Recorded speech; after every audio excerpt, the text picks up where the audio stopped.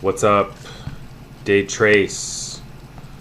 You're going to start off your strength stuff. So you have prone rows and bottoms up carry. The prone row, I have a video. Essentially, you're just laying on a bench, and you're going to have to elevate that bench on a stack of plates or some low boxes, so your hands don't hit the ground when you're going through your row. So make sure you set up the bench like it is in the video.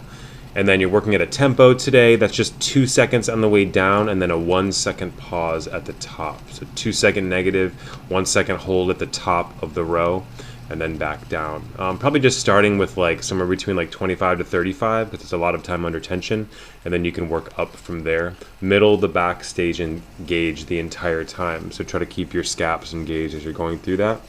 The bottoms up carry. I want you to grab the kettlebell by the horns, and then you're turning the kettlebell upside down. So instead of the handle in front of your chin, the bell will be in front of your chin. For your bottoms up carry, you're trying to pinch your elbows in close to the body, so you should feel the outside of your pec, inside of your biceps super active. So all of that is engaged as I'm going through my bottoms up carry.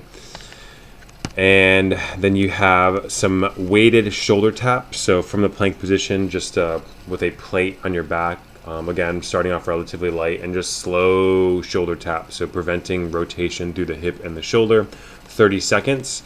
And then I have 50 feet of a sled pull. I don't know what kind of rope they have on the sled.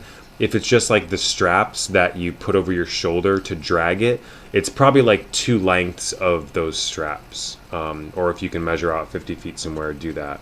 But yeah, if it's like the straps that you put over your shoulders or around your shoulders for sled drags, then it's probably 2 lengths of those is sufficient for 50 feet.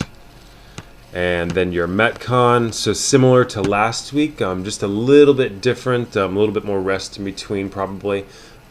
Or I should say a little less rest in between, but less working time. So 10 cals in the bike, 40 double unders. They don't have to be unbroken, but you should be able to do that unbroken. And then you're just going to finish with a single arm dumbbell hang squat clean. So I did have a clean and press, but I'm still going to kind of lay off some of the overhead stuff.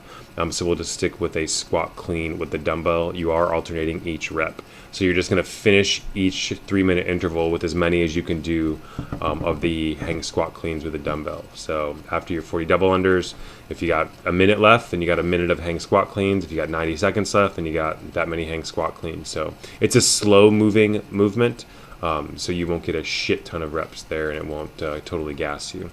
And then I want you to rest 90 seconds in between each round. So you'll set your clock for 3 minutes of work and 90 seconds of rest times 5. And you're not going to record your time. I want you to record the number of squat cleans that you do each round. Record dumbbell hang squat cleans each round.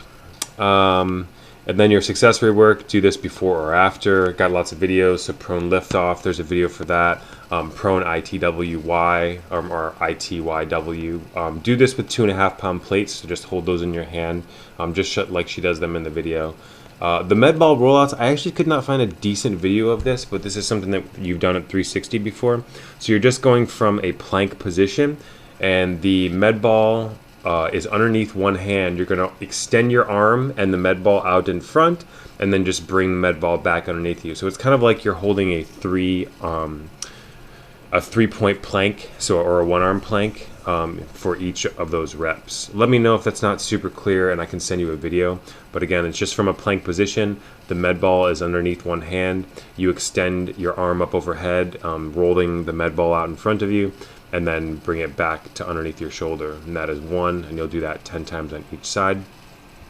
And then finishing up with the crossover symmetry, just do the recovery protocol on the little board that they have.